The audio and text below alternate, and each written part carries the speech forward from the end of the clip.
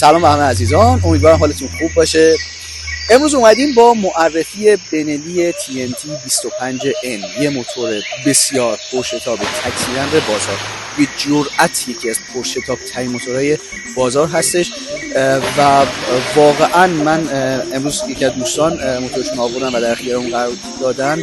واقعا از شتابش لذت بردم. من خودم قبلا CF 250 داشتم ولی میتونم بگم این شتابش از اون هم حتی بالاتره یا لااقل به یک اندازه شتاب اولیه دارن و نهایت سرعتشون چیزی که تست شده با این موتور 140 تا بوده، ولی خب بیشتر از اون بچه‌ها نرفتن باش، ولی فکر می‌کنم تا 145 150 تا هم نهایت سرعت این موتور باشه. بریم سراغ شنیدن صدای موتور. اما در واقع موتور روش اجازه قهرمانی نصب شده.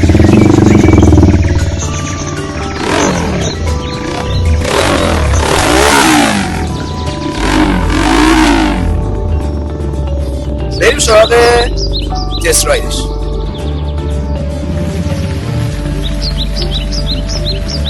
موتور بنلی 25 واقعا از موتورهای بسیار خاصه و بین این و بنلی جفت سیلندر واقعا انتخاب با خودتون. اگر بحث ابهت و همچین گنده بودن موتور براتون مهمه، ولی قطعا شتاب موتور خیلی بیشتر از بنلی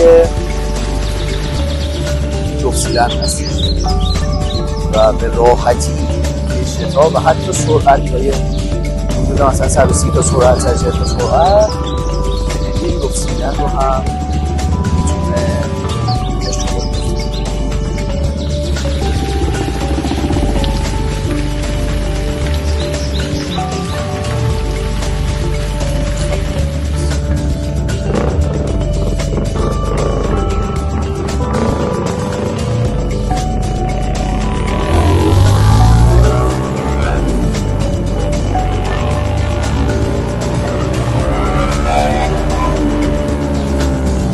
موتور به راحتی میتونه صفر سرش رو پر بکنه. حدود 7 ثانیه تا 8 ثانیه است و واقعا گاز میخوره. این هر لحظه شما بخوای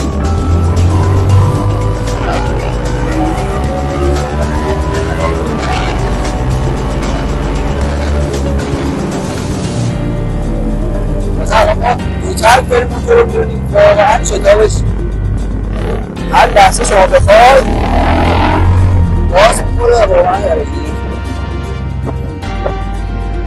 اطلاعات خوبی هم توی صفحه نمایشگرش به شما میده. فقط تنها موضوعی که بود این بود که صدای این موتور الان با اجازه قهرمانی هستش، ولی واقعا صدای شبیه به بنلی جفت سیلندر داره، ولی خب نه به تمیز و زیبایی.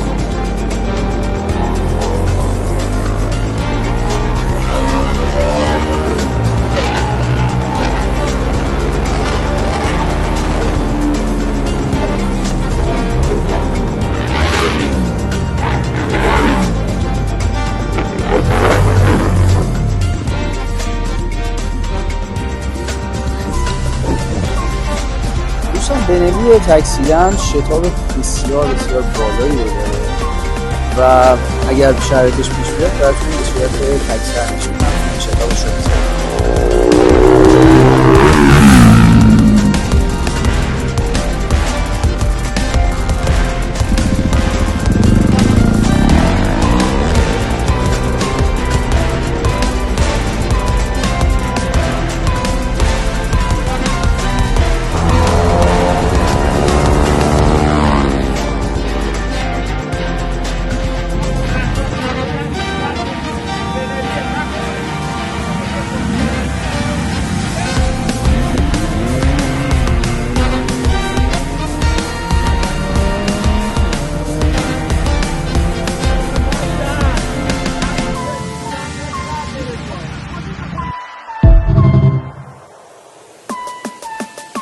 Sansı gider, geldiğim yeterdir.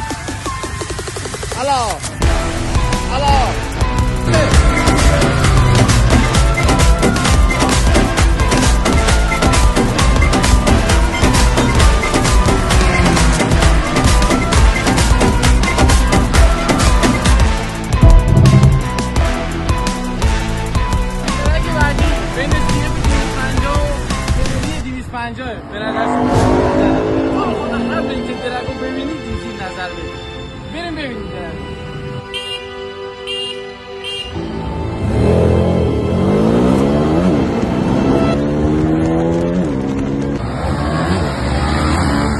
این درک بنلی و سیه. وای بنلی جلوه، بنلی جلوه، وای بنلی جلوه.